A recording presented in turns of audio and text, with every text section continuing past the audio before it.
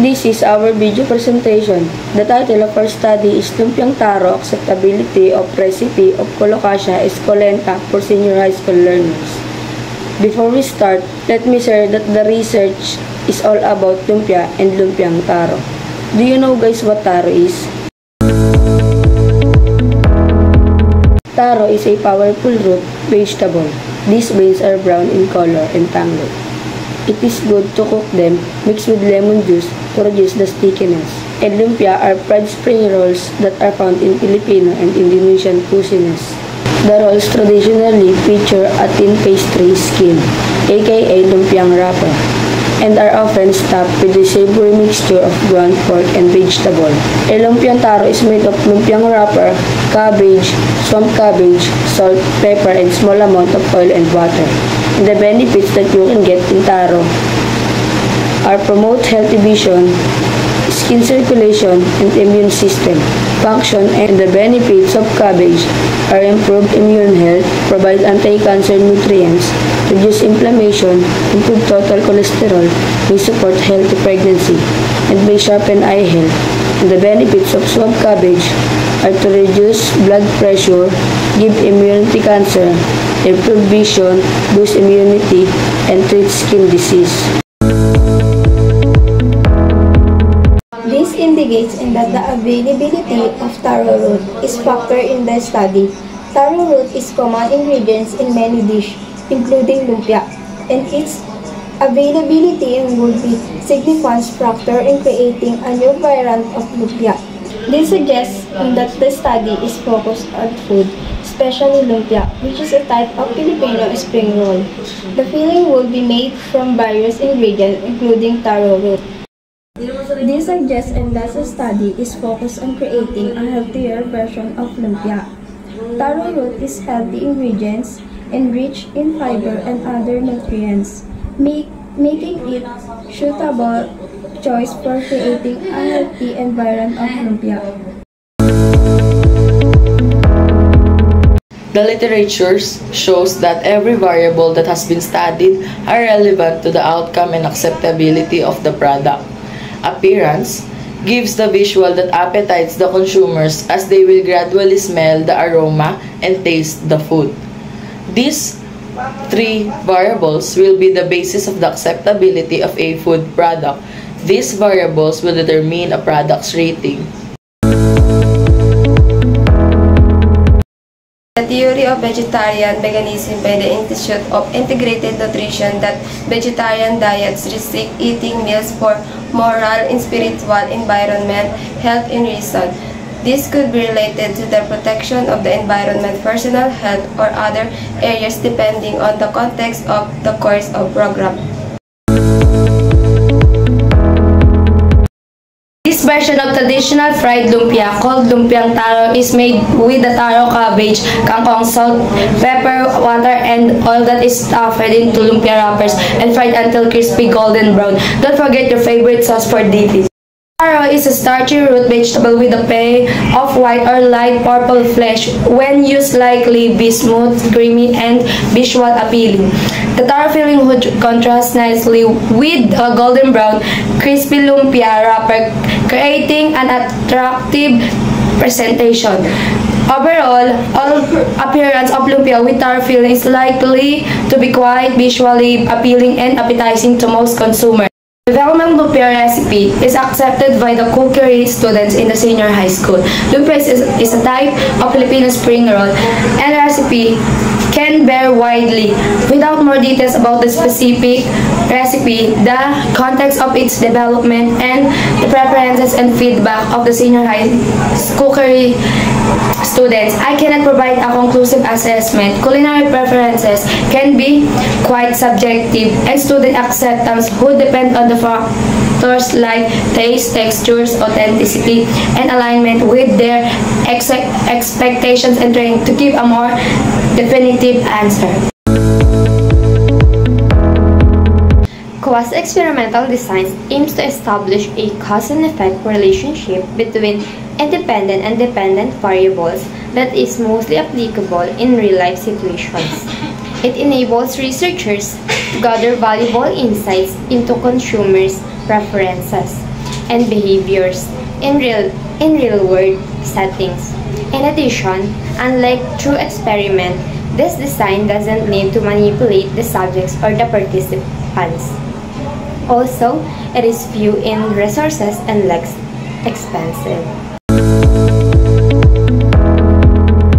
Stratified random sampling is typically used researcher when trying to evaluate data from different subgroups.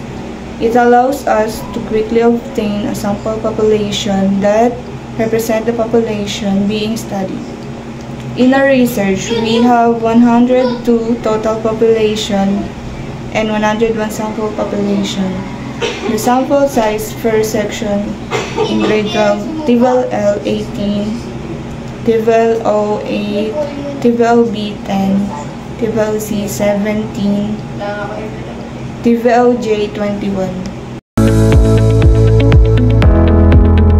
The researcher used survey questionnaire which is based on the new developed lumpia recipe to gather data and information to assess its taste, texture, and aroma to confirm the product's acceptance. The questionnaire will provide instruction on the answering and rating scale for each statement.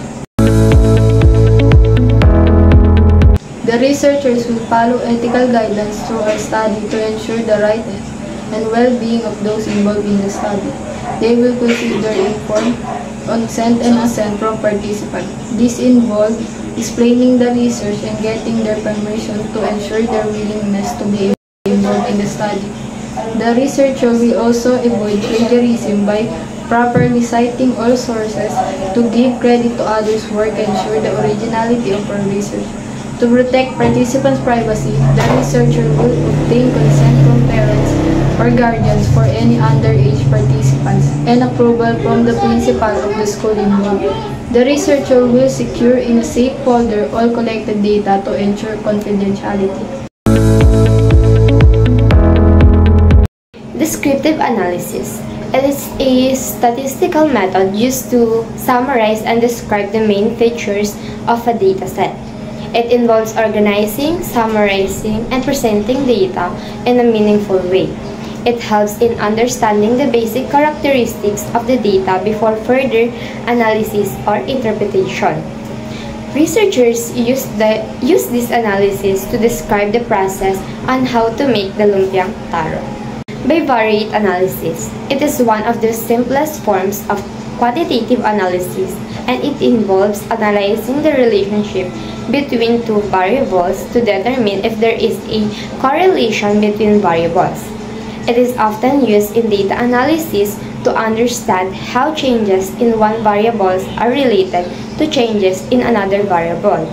The researchers use this kind of analysis to analyze the relationship of three dependent variables such as taste, aroma, and appearance to one independent variable, which is the acceptability. Last is Pearson's R, are also known as the Pearson's correlation coefficient.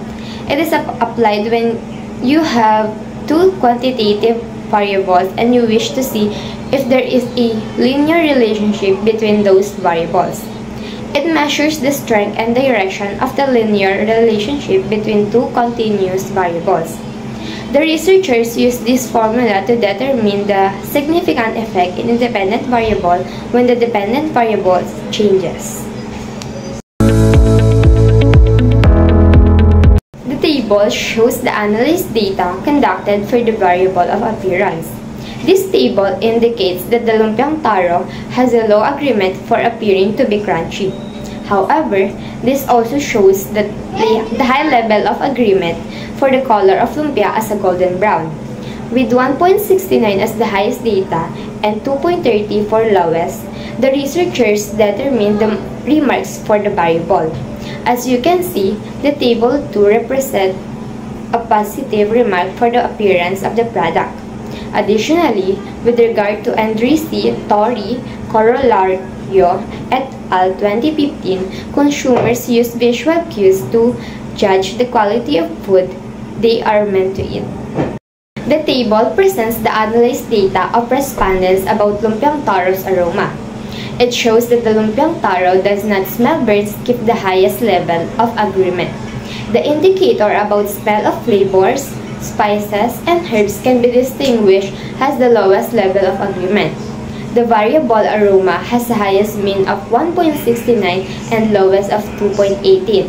To sum up, Table 3 presents a negative remark for the product's aroma. Therefore, Chu, Yu, Min et al. 2016 indicated that the laboratory evidence indicates that the attracting consumer with pleasant food aroma, such as those warm foods, can easily stimulate salivation, promote prospects consumption, and increase appetite. These effects increase the chances of food products' acceptability.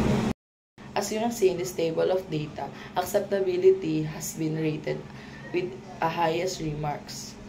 This receives an overall mean of 1.83. In this table of data, the variable taste has given a high remarks with an overall mean of 1.77. This table with set of data shows the degree of correlation between variables and the significance of their relationship with each other.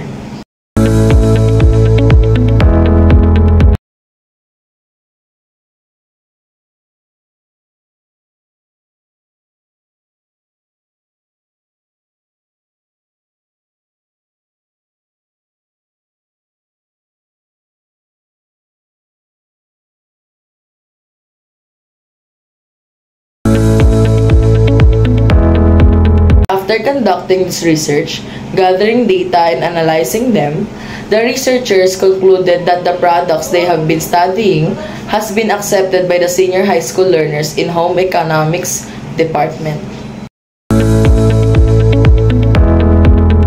Due to this study, the research developed lumpiang taro that will help students to have a new snack that is healthy and affordable.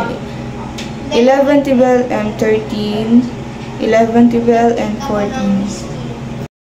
Creation of lumpiang taro can help cookery teachers to amend styles that they can give to their students that both beneficial to the both parties, as this type of product shows simplified snack is full of nutrients and affordable.